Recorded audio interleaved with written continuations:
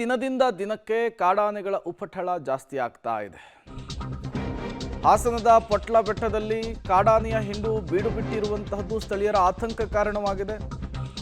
ಪ್ರವಾಸಿಗರ ಅಚ್ಚುಮೆಚ್ಚಿನ ತಾಣಕ್ಕೆ ಕಾಡಾನೆಗಳು ಎಂಟ್ರಿ ಕೊಟ್ಟುಬಿಟ್ಟಿದ್ದಾವೆ. ಮುಂಜಾಗೃತಾ ಕ್ರಮವಾಗಿ ಪಟ್ಲ ಬೆಟ್ಟಕ್ಕೆ ಪ್ರವಾಸಿಗರಿಗೆ ನಿಷೇಧವನ್ನು ಹೇರಲಾಗಿದೆ. ಯಸಳೂರು ವಲಯದ ಅರಣ್ಯಾಧಿಕಾರಿ ಹಿರೇಮಠ್ ಅವರು ಆದೇಶವನ್ನು ಹೊರಡಿಸಿದ್ದಾರೆ. ಮುಂಜಾಗೃತಾ ಕ್ರಮದ ದೃಷ್ಟಿಯಲ್ಲಿ ಕ್ರಮವನ್ನು ತೆಗೆದುಕೊಂಡಿರುವಂಥದ್ದು, ಪ್ರವಾಸಿಗರ ನಿಷೇಧವನ್ನು ಹೇರಿರುವಂಥದ್ದು.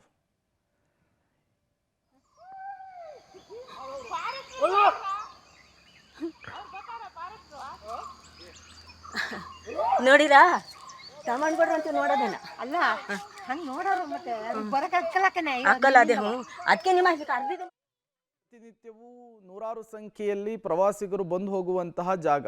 ಈ ಜಾಗಕ್ಕೂ ಕೂಡ ಈಗ ಗಜಪಡೆಯ ಎಂಟ್ರಿ ಆಗಿದೆ.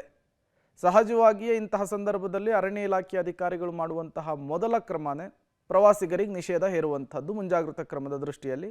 ಈಗ ಇಲ್ಲೂ ಕೂಡ ಪಟ್ಲ ಬೆಟ್ಟದಲ್ಲೂ ಕೂಡ ಅದೇ ರೀತಿಯ ಕ್ರಮಕ್ಕೆ ಅರಣ್ಯ ಇಲಾಖೆ ಅಧಿಕಾರಿಗಳು ಮುಂದಾಗಿದ್ದಾರೆ.